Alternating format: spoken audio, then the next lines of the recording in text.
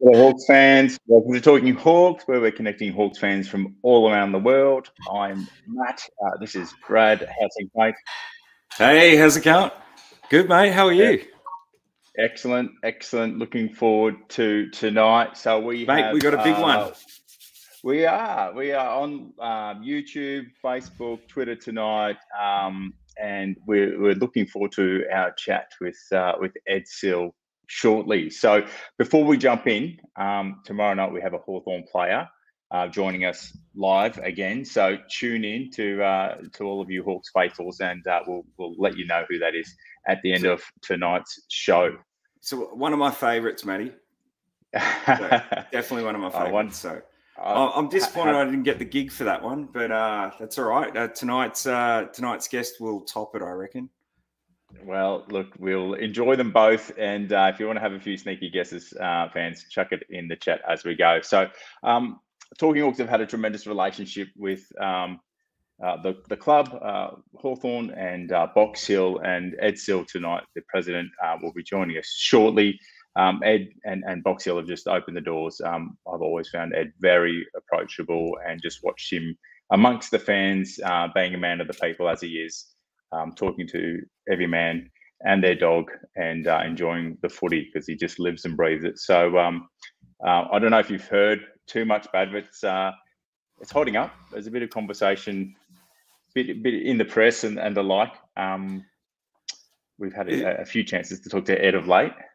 It's been pretty juicy, Matt. I don't recall it being as juicy and interesting since Clarko came on. Right, so it's certainly a lot of movements going on, and a lot of powerful Hawthorn people coming out of the woodwork to lend their view on things. But it's I suspect it's interesting times for us. Yeah, absolutely. Look, I think we've got some quality people, and for me personally, I hope we just get some incredible people leading the club moving forward. Absolutely, all bias aside. So tonight, without further ado, we will welcome Ed Sill to Talking Hawks. Thanks for joining us, Ed. Guys, thanks for having me on. I just had to quickly kick my daughter's dog out of my study, so hence why I nicked off my chair for a second. But no, all good. I saw the little runner in the background. I was like, I'm juggling here. Mate, you've been everywhere lately. I just listened to a podcast yourself with Trent Leyshan on Not for the Average. Great conversation you had for all fans that haven't had too much of a chance to talk to Ed. Check that one out. Not for the Average, Trent Leyshan. I think Ed's got it on his Twitter. If you're there, he's tweeted it. But if you want to get to know him, his commercial background, his Hawthorn relationship, and the like. But here we are with you tonight, fans. So we'll open up the chats. We'll have some time for some questions. But Brad, why don't you kick us off? Because it'd be great to get to know Ed a little bit. Absolutely, Ed. It's awesome to have you on the show, mate. It's we've been really looking forward to this one. It's you seem to be a man of the people and a grassroots type person. I suspect that there's not too many Hawthorn people out there that don't know you. And when I say Hawthorn people, I mean people from within the club. It's you're well known. A lot of the young blokes that come through the system you generally go through Box Hill, unless you're unique like Buddy Franklin or even Cyril, right? So that.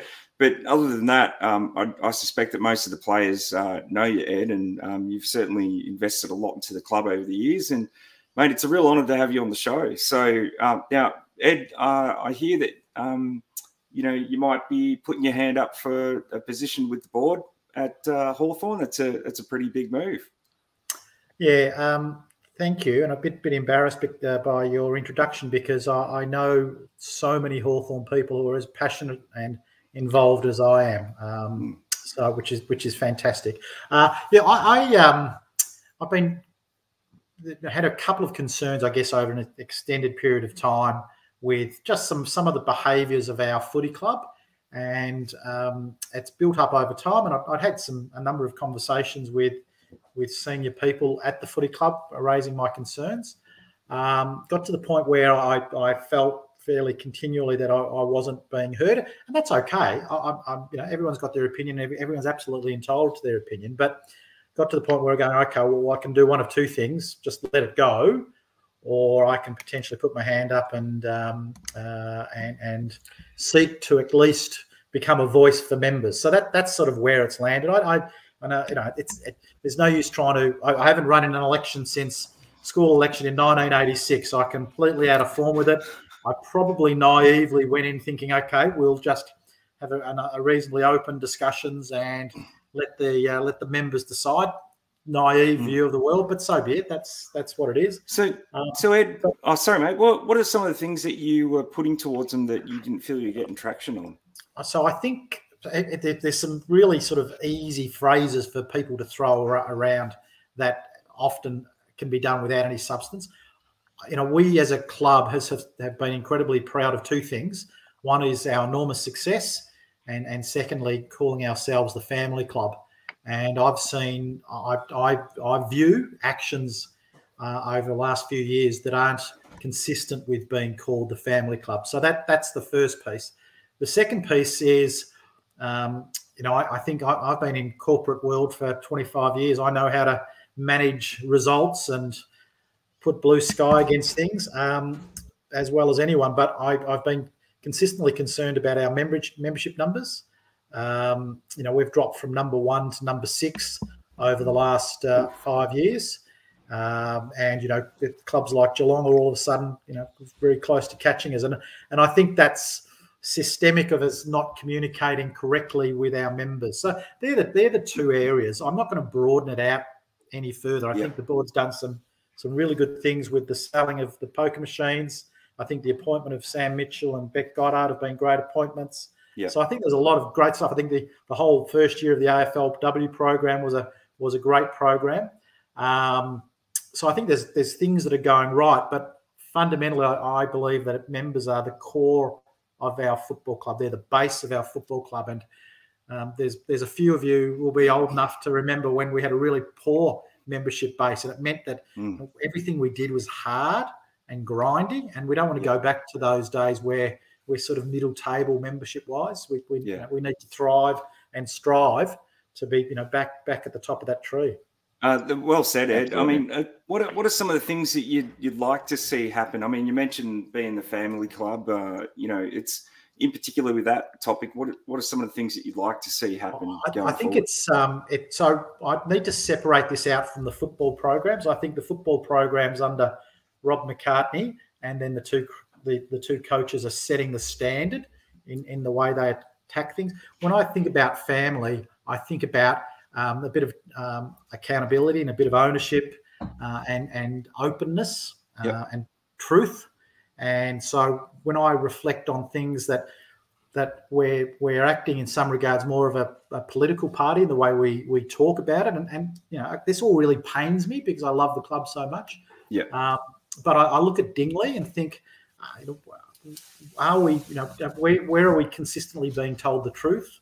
Where are we being, it just feels like we're continuing to kick that down the road. So I just think from a family viewpoint, you treat everyone with respect. You treat everyone within your circle. Now, there's nobody on this call tonight who will be sitting there going, yeah, but families have their spats. And I couldn't agree more. There's not one family in the world that hasn't had it spat. But, your family's got your back and, your family will put your arm around you and not endeavour to do anything more than that. So from a family viewpoint, that's how I think the sort of core club values that we should be living to. Yep. And how does it work its way into the Hawthorn community though, Ed? I think so. So those types of family values, I think, very much come from the top. They're designated from the top in the way we treat our people and the way we look after our people, and that becomes very part of what we do. So, I've had the opportunity over the last number of months to talk to hundreds of Hawthorn members and communicate with hundreds of Hawthorn members, and there's certainly just this lack of connection with the footy club at the moment. And people have described it as getting in contact with the club is similar to talking to an insurance company. You're trying to be pushed away. How do we actually encourage and bring people in to the fold? So I think by setting the agenda to say a member is a member of our football club, they're a member of our family, and we're going to treat them with that respect. Yeah. I think that's so that's a little bit, I appreciate this is sort of every fair is not quite the right word, but it's certainly, is it as tangible as you would like to be? Clearly it's not. So that's I think I can understand. Yeah, that's the family values. I think the membership point, they're actually reasonably intertwined, and we need to be talking to members about how they prescribe value into their membership and make sure that we're paying attention to that. That's pretty critical.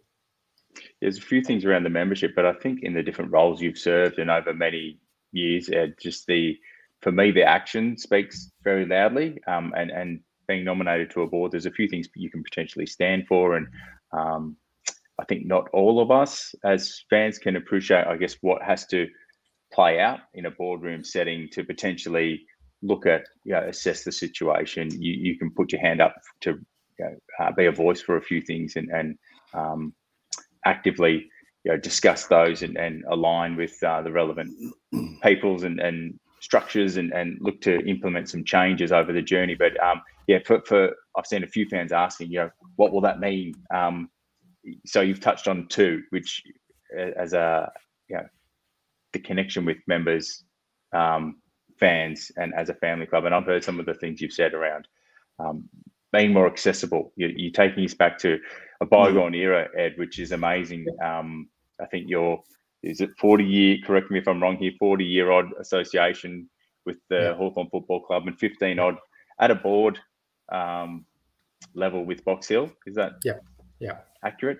And you're taking us back to a bygone era, talking about making potentially the players and the like more available. Obviously, you have to work with the footy department there to get alignment. We want our athletes, our main assets, performing really well. But you've got that blend, Ed, and the perspective of quite a few years at Box Hill and seeing what at a grassroots level, seeing talent come through and access to fans and the relationship with Hawthorn. So I think it's an amazing blend of experiences and perspectives you've got. But tell us a little bit from yourself how you see potentially some of those things maybe playing out. Well, so as a footy club, we all aim to be the best football club on the park. That's everyone's aim. It's really simple. And I look at it and go, that's great. That has to be. We are in the business of winning premierships. But why can't we be the club that has got the most engaged fan base? Someone has to. Someone has to be number one and someone has to be number 18. That's just a simple statement of fact. And increasingly, so you talk about throwback to a bygone era, and I absolutely right. One of the first things one of my greatest memories was when I was playing very indistinguished football career as a 10-year-old, and we were just about to run out, and there was a knock on the door, and in walked Robert Dippier Domenico, the Big Dipper, and he talked about he'd spoken to the coach, and he thinks we can win, and blah blah blah. And it was this great euphoria about the great Big Dipper coming in. So this, sort of this instant connection. But it has changed, and the professional nature of the game has meant that players have become, through no fault of their own, they've become more remote from the members. I get that, but next year we'll have over 130 registered Hawk players, whether it be AFL, AFLW, Amazing. VFL or VFLW. What a wonderful resource that we've got to start to try to engage, particularly with our young junior members. They're the ones more than anyone else that I'm interested in, because if we invest now, that investment pays off for the next 50 years. Absolutely. So that piece, how do we make sure that, bring back the family day, bring back really basic, but making sure that players and support staff are mingling in with the supporters. I know those days are long for the players and they'll get cramped for writing autographs all day, but they're setting a pathway for the next 50 years by their interactions. And every time I've seen our players involved in that, they love it. It's not a chore. They actually involve, we set some guidelines and make sure they understand that they're not going to be there all day and all that sort of stuff. So they're, bring back family day, improved our accessibility. I saw where we had we ran a function at Waverley early in the year where a lot of junior members were actually able to join into training, and it was fantastic. You see the look on their faces But I found out later on you had to be at a certain level of membership to be able to do that. And we shouldn't, for our kids, for our junior members, we actually shouldn't be differentiating and say, oh, well, because you can afford it, you can come to this clinic, but oh, no, you over there, you can't afford it, you can't come to this clinic. No. We've got to be far more open-minded and focused about how we can manage that. And just it's really that desire to be open-minded that's the critical piece. That's good. A suggestion here from Jay. Sorry, Brad. Bringing back maybe some former players who definitely represent family and the spirit. What are your thoughts on something like that, Ed? So we played our last game for Box Hill. We got beaten in the elimination final up on the Gold Coast, and we were sort of just 2 or 3 minutes after the game. I was just about to go down to the room, and I get a tap on the shoulder, look around, and it looks like Shane Crawford. And Shane and I had met. He didn't remember my name, which I wouldn't have expected him to. He's like, oh, g'day, mate. Do you mind if I come down in the change room? So, wow, Shane Crawford. So as it panned out, his son had played in a grand final on the same ground a little bit earlier on. He decided, and he came and he knew, probably 8 or 10 people in the room, and it was like watching a rock star come into the room. The aura that this great man has had. Now I know he lives up a long way from home, but gee, we need people like that should be part of our footy club, and I think the club does try to engage with that past playing group. I'm not close enough to understand what that means, but they're our heritage, and there'll be people on this call today to go, oh, Shane Crawford, that he's the reason I love Hawthorn Footy Club. Absolutely. We're happy to be a bridge, Ed, and we'll put on a few functions and whatnot, and give you a hand, and the former players. Yeah.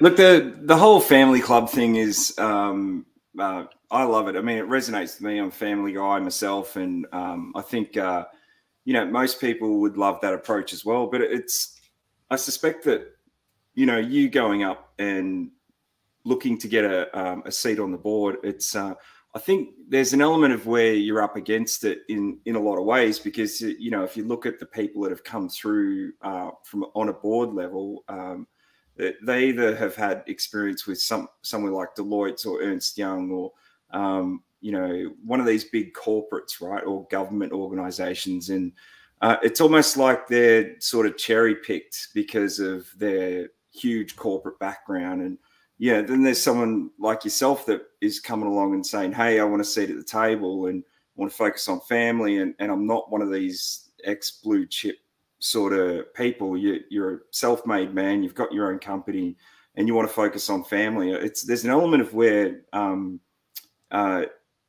it seems like you're bucking against the trend here of what Hawthorn's been doing, Ed. Does that make sense? Yeah. I think, I understand it, and I subscribe to it. I'm not here. I have no interest in looking to cut anything down. That just doesn't interest me at all. I'm just identifying areas that I think can be improved and adding someone who is a homegrown person. Now, I know you guys reasonably well, but you take a little bit more time to get to know me. Look, my corporate career, towards the end of my corporate career, I was looking after a company with 10,000 employees, turned over $600 or $700 million, had 35 operating sites. So it was a reasonably large job. And it was a corporate job, and one that I managed reasonably appropriately, I think.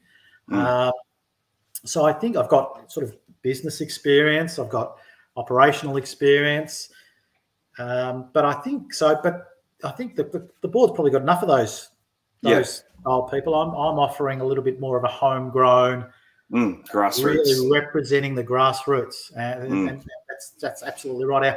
Our campaign to get elected has been designed around grassroots. So responding to people's questions on Twitter, when a couple of times you've been a little bit more aggressive at you, go, no, I respect you have got an opinion, and I don't agree with you on this time. And fair enough. How many times has it been out? Go, okay, great. It's been good having a conversation with you.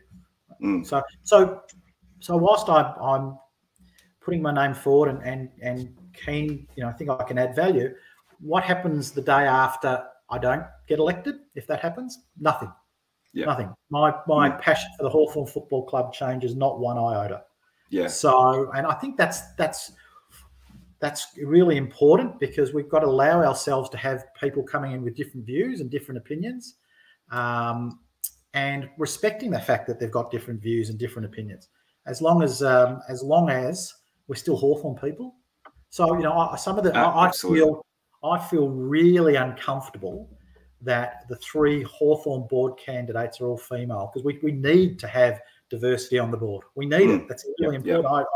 I've struggled with it more than any other issue as part of this campaign. But if I feel I'm not being heard, and I feel I've got a voice of people talking to me, say, no, Ed, we need what you're doing. Yeah. I don't right now have a pathway through that satisfies that. But that's not to say, you know, my history is, my first time I was CEO of a business is, I don't know, 20 odd years ago. And I remember looking around the business, around the board table, and thinking, they're all old men.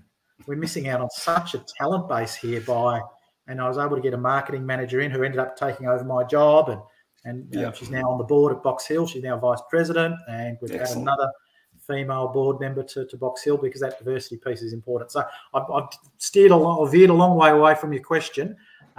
It takes all types to be on a board. Yeah, good.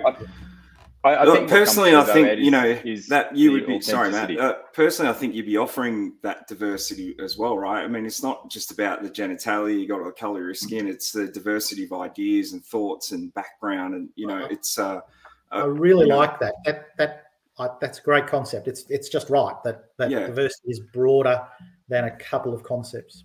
Yeah, absolutely. And look, Ed, I think the thing I like about yourself, mate, and really respect, is that it's, you know, this is a volunteer thing. It's not like you're trying to get on there so you can get paid. You actually just give a shit about the club, and you want to see it go in a positive way. And it's not that it's gone bad, but it's, you know, we've become a bit more corporate over the last 10 years. And it's sort of like, yes, we talk a lot about and espouse the family values, but it'd be great if we could start to make it a bit more grassroots, a bit more family oriented. And mate, it's a big sacrifice to sit in that particular role. And I think that you're coming from a great place, and I like the idea of what you're trying to do there.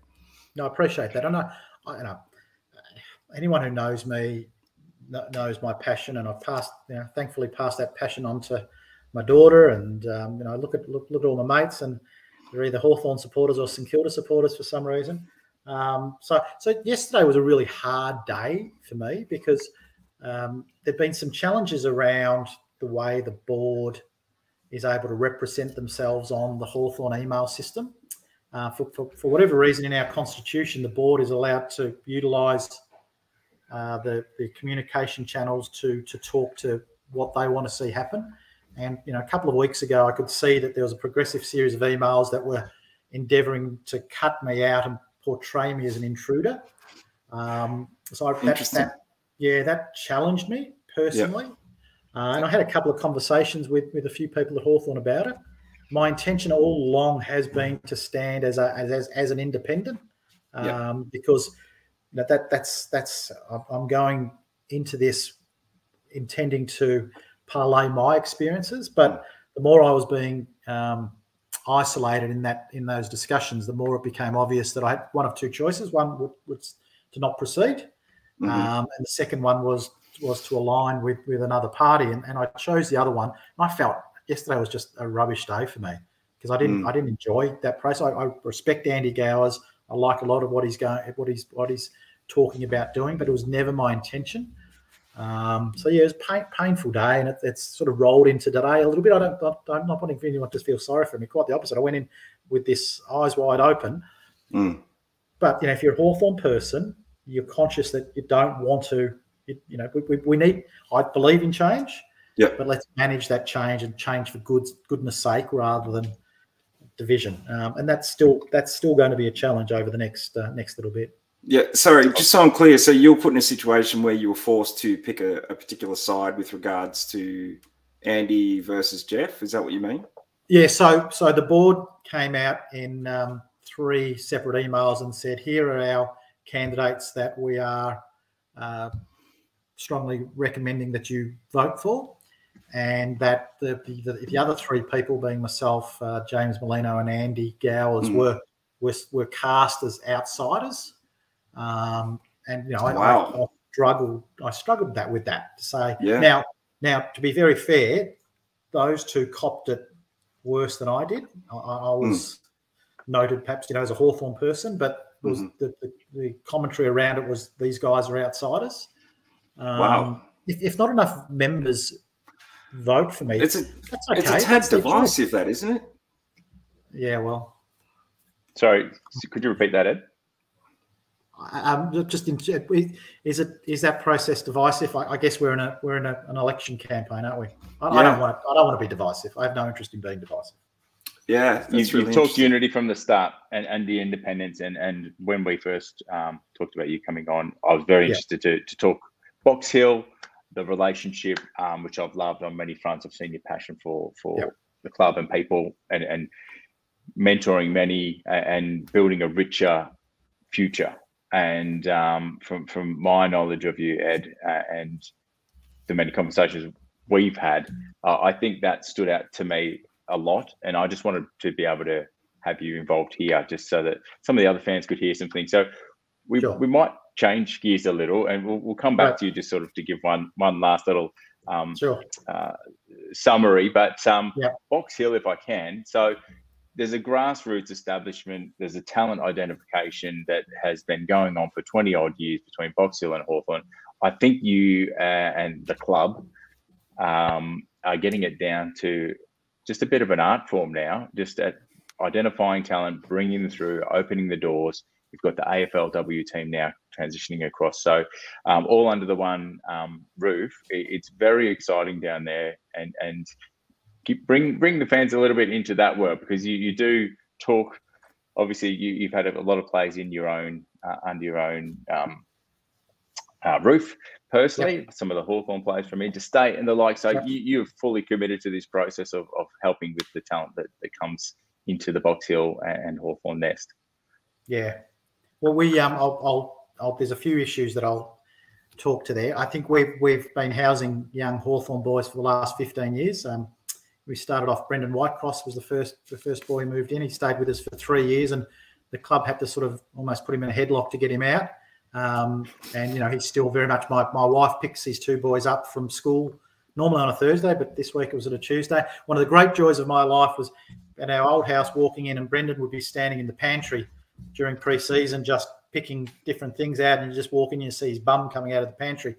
And 15 years later, I come home and his two boys, they got their bum sticking out of the pantry as they're picking stuff out. It's fantastic. So we've always been very passionate about giving the young boys a home, a family home. And it's really important to us, and it's clearly been important to the club because it's been going on for 15 years. And so it's fantastic. Another little aside, my wife rang me today. So we had Jai Newcomb moved in with us last year after he got drafted. Stayed with us for about 12 months. Just a ripping young man. Beautiful, beautiful young man. And he texted my wife to say, all my training gear from last year, do you want me to drop it off at your place? And because he knows we've got a lot of 13 and 14-year-old mad hawks to distribute all these training gear with. Just beautiful touch. I was actually pondering, why don't we give that product to all our junior supporters? I know there'll be people that won't buy merchandise, and there's a risk there. But what a great way, rather than it just sit in the bottom of the bag. Anyway, so that's sort of our family component with the players. Box Hill has been doing it for 20 years, and whilst I've had a role there for a portion of that, it's in the DNA of the club to help develop people who come into the club, whether they be players, whether they be administrators, whether they be coaching staff, whether they be football staff. And we whilst clearly we love it when someone goes to Hawthorn as a player, equally we love it when someone goes to Hawthorn as an administrator, or goes into, we've had people, I think our doctor went to Melbourne Victory or Melbourne Storm. Our psychologist went to the Australian cricket team, which was quite a bizarre change. So the Box Hill DNA is to say, we're going to develop, but we're still going to target high performance. And so that's a really good mix. A lot of people will say they don't actually tie up. You can't be doing it at the same time. And every now and again, they butt heads. I know the comment was about, Cyril not being down at Box Hill too often. He played in the grand final and couldn't play the last quarter because he was managing the time. That was a day that for high performance and development butted heads a bit. But generally, we just accept it, have big conversations, and we move on. So I think we're incredibly proud of the development. Clearly, when a Fergus Green gets picked up, great. But equally, John Kavara was our football admin guy at Box Hill. He moved across to Hawthorn. There's always these great stories. Dave Mackay, who was one of our line coaches at Box Hills, now moved into development coaching at Hawthorn. Just time after time, we get the opportunity to invest into predominantly younger people and give them the opportunity to shine. And it's just amazing how many times they come up and shine. And it doesn't. An AFL can't be the final destination because by setting that as your only measure of success, you're bound to fail most of the time. And that's not the case. Anyone who's enjoyed that experience, we love to have them for 2 years, break them in for 1 year, get the value out of them at the second year. But generally, we know we've only got them for 2 years. So let's give them a great ride, but still get value back. And inevitably we do. Absolutely. It's been amazing to watch. Even it was Brady Gray today, another contributor on the field and from the coach's corner. So Indigenous I heard that last week. I heard last week that Brady was well advanced in a conversation with Freo, which he spent 5 years there. And your immediate reaction is, okay, we've lost a really good player and a really good young man. But you go, no, what a fantastic opportunity for him. What a fantastic another success story that that one you chew on glass for a few minutes, but then you say, no, great. And today the opportunity is for someone else to come into that role and see how we can take them through. Beautiful. We did touch on pre-show, just talking about maybe get a quick update on the Box Hill facility development as well. It's an important part with the VFLW team coming down there, no doubt. You're about the timing is really interesting. So we originally the program was about going to cost us about $20 million to do the full redevelopment of the ground, and you guys have seen it. And I think we had an umpire there who said, I haven't been here for 40 years and nothing's changed. You go, yeah, that's right. So campaigning pretty heavily, particularly with the growth in women's footy to make sure those facilities are appropriate for it. We've managed to secure the final leg of the funding at this year's federal election that got us up to a bit over $20 million. And then, of course, the inflation curse that has been really challenging for us, for the world, hit us, and we got told that the build would cost an extra $4 million. So we're out chasing $4 million. We haven't as yet had a pledge from, so State Liberal Party have pledged to fill the gap should they win in a couple of weeks' time. And we're working on State Labor, and I've just had a missed call from Paul Hamer, who's the candidate for Box Hill. So hopefully that's a late night to be getting that call. So hopefully that's some good news. So I think because there's such a collaborative spirit, including Hawthorn have been really supportive, Whitehorse Council, both federal parties had committed to funding. I think there's a will to get this across the line. So, and basically how it will happen is that because the ground needs to be raid down at the same time, and so the cricket club have said they'll move off. So whatever our last game is next year, hopefully, the Monday after, the construction crew will come in and start dismantling the old room. And we should be back on reasonably early in the following season. We might miss 3 or 4 first games and just do a bit of transfer. So that's really exciting. That's transformational, and really interested in watching where the AFLW games are played this season. And I think we could create a great boutique ground that would hold 6,000 to 7,000 people, great facilities, a little bit of room to get away from the weather, etc. So that's sort of the broader plan of where we'd like to get to. You love the weather. I've seen you out there, rain, hail, and shine with the fans. Ed. I've got to admire the AFLW supporters. That the second game we played against the Western Bulldogs, I was on the other side just helping the guys in the bar, and I could see the weather coming in from the west, and it was like Armageddon. I thought, oh, there's going to be about 10 people here at the end of the game. They didn't move. That was fantastic. Great. There's passion. Lots happening then on the facilities front over the next few years for both clubs. Very exciting. We had one question on Twitter, just back to the supporters with the options for supporters to, and some with their disposable income potentially being spent elsewhere. How do we continue to build membership and provide members value for money? Yeah, I think the first step is actually to really work hard to listen to where our members are at. So that value for money conversation is coming up more and more. If we talk about our community in general and talking about this really big inflationary hit and the cost of living hit, people are all of a sudden having to make decisions about that type of discretionary expenditure.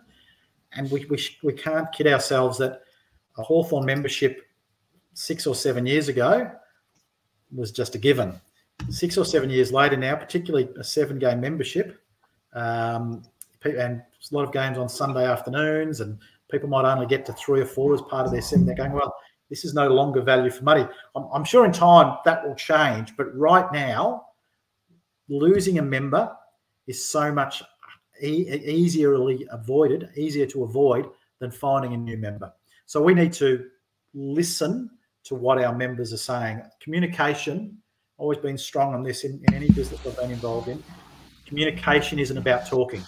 Communication is all about listening. And we need to work hard. We're not going to satisfy everybody's requirements. And if I came out here and tried to make that promise, then you'd always saying, oh, well, another politician. It's going to be really hard. But let's try to find the most constant themes and go to work on those to make sure we add value back to our members. If I listen to the constant themes, there's some really interesting ones.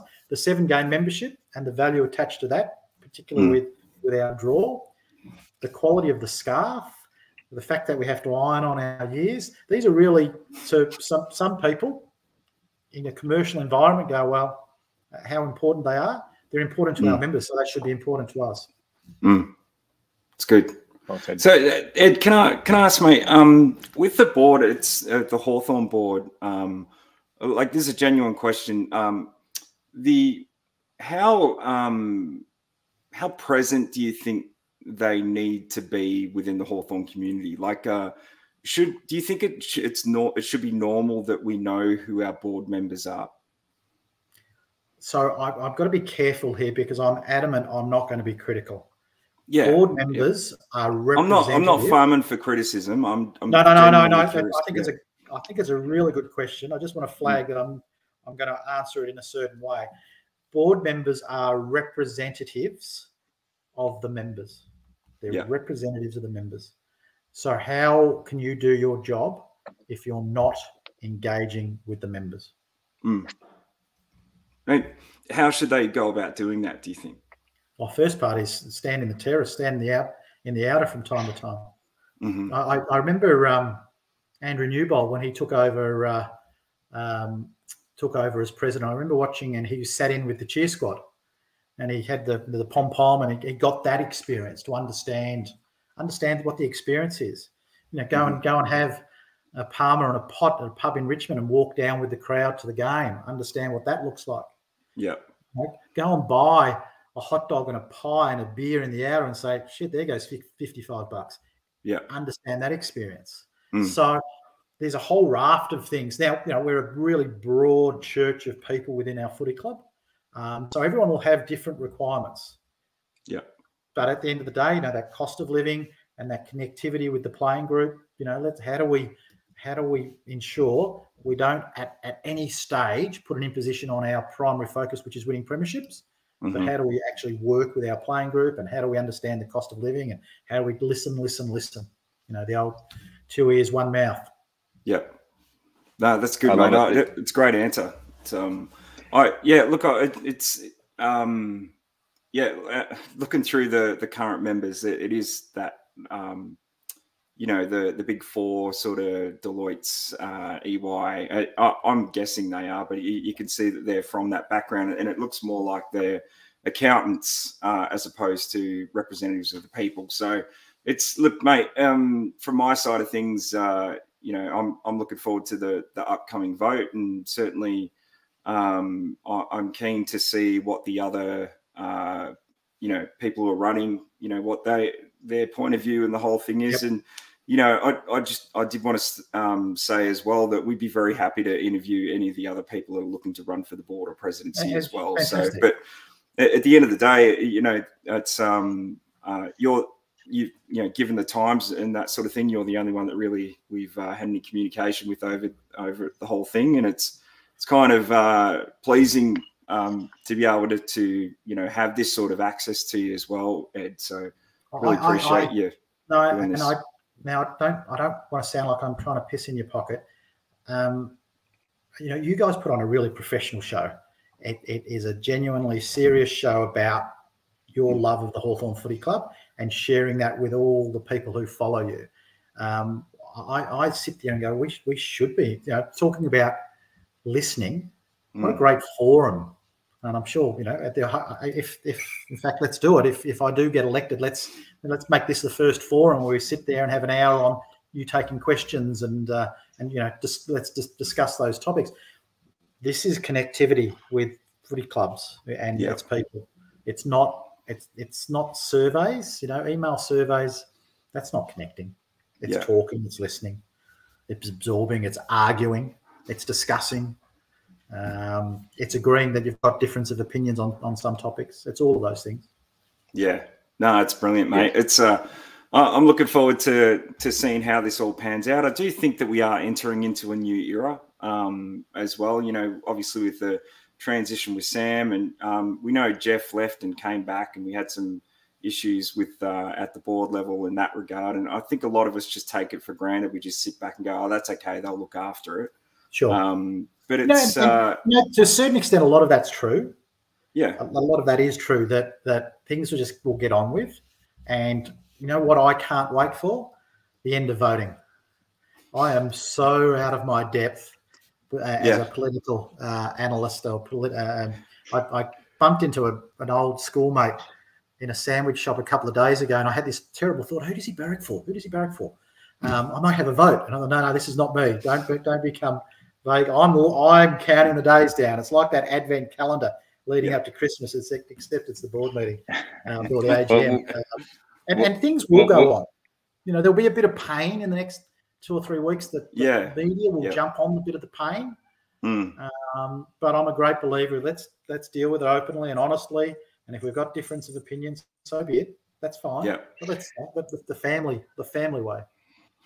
Yeah, the family and the community connection with fans is something that absolutely resonates with me, Ed. And one other little pod that I caught you were on, you talked about a board and a club's legacy and the relationship to memberships. Can you tell us? Can you expand on that? Yeah. So thanks for really good reminder. It's something I'm really, really passionate about. So what is a football club? A football club is an amalgam of its members. That's what it is. It's an amalgam of its members.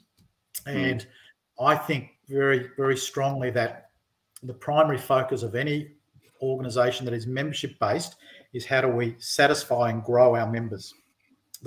I describe it as the things you concentrate on at 10 o'clock on a Monday as opposed to 4 o'clock on a Friday. They're the things that are really important. They're the things that set the tone for your organisation.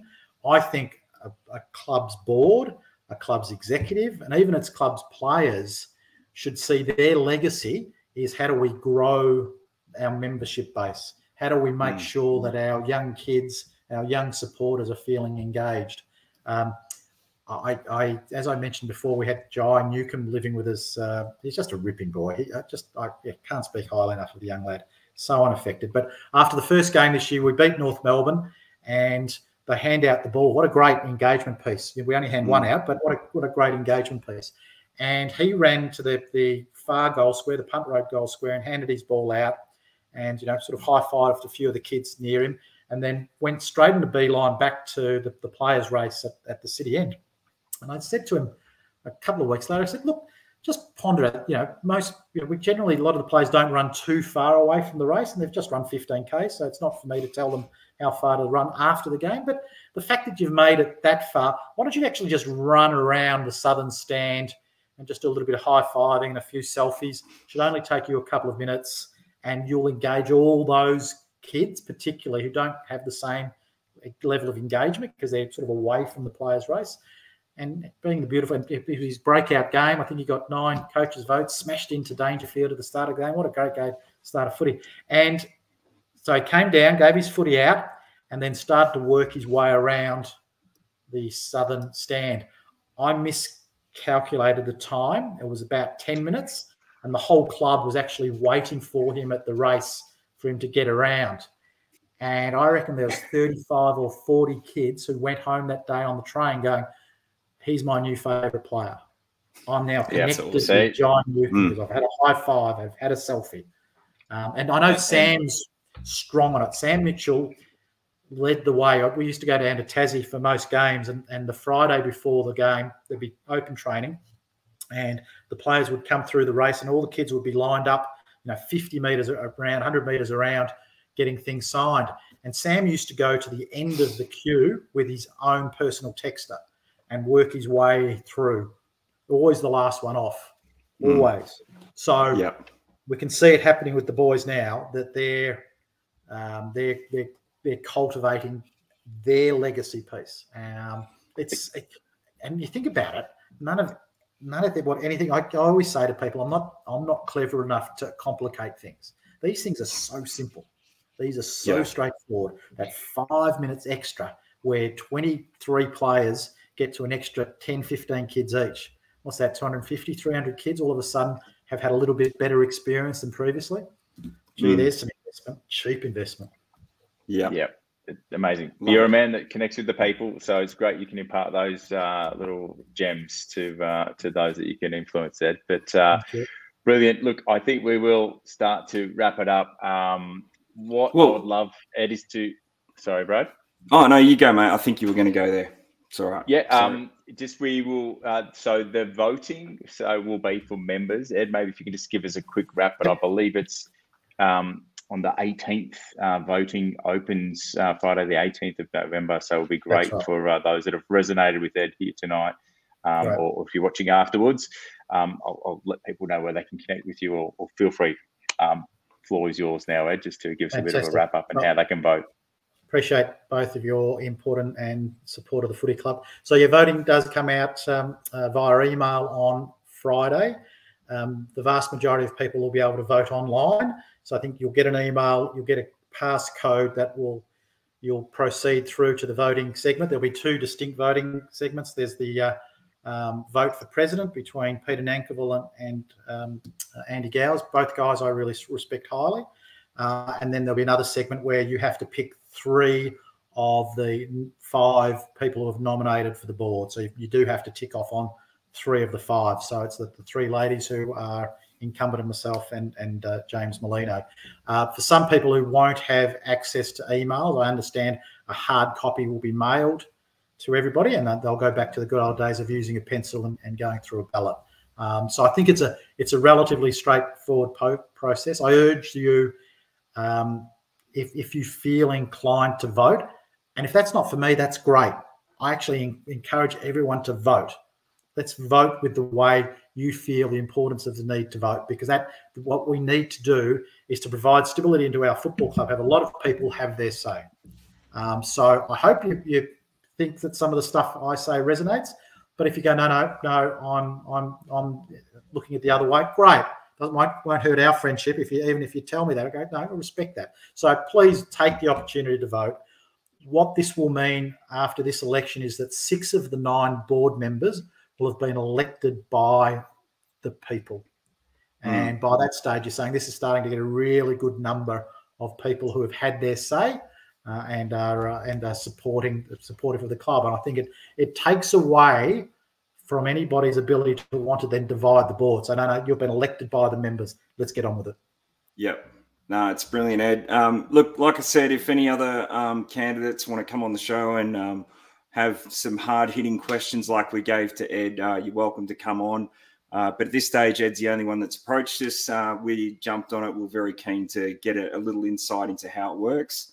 And, you know, it's, yeah, I'd encourage you all to go out there and make sure you vote, and remind your mates to vote as well, and to take advantage of it. And, you know, I think if you've got any questions, certainly ask the candidates how they think they'll tackle it. So appreciate you coming on here, mate. I know we grilled you really hard. That's good. It's one of those hard-hitting interviews, but it's, you know. All right. Anyway, all right, yeah. Mike. Settle down. But look, for those that are interested, if you do want to connect with Ed, I know he's made himself incredibly available with his contact details. So on Facebook, it's Ed Sill. Let's be Hawthorn again. On Twitter, Ed_Sill, and links are in the YouTube description if you're tuning in that way. So Ed, one last word from you. So the quick recap. Let's go 30 seconds on the back of an envelope. Why should people vote for Ed? I think the larger we become as a football club, the more important it becomes to make sure we connect with our people. If you choose that I'm your conduit to that, I'll undertake that very aggressively, very openly, to make sure that that we don't lose the very fabric of what made us an incredibly made us the most successful team in the competition. It wasn't built just apart from the playing field; it was built off everything else off the playing field. So I'd love your support, but just go ahead and vote so we can take the vote and we can move on. Awesome. Well done. Well said, Ed. Thank you for joining us. We hope we can have you back again sometime. And fans, thanks for joining us. Tomorrow night, it will be a Jack Scrimshaw on Talking Hawk. So if you want to have a chat with Scrimmer, get around us on our socials, and we'll catch you then. Thanks, everyone. Awesome. Thanks Ed. guys. Cheers.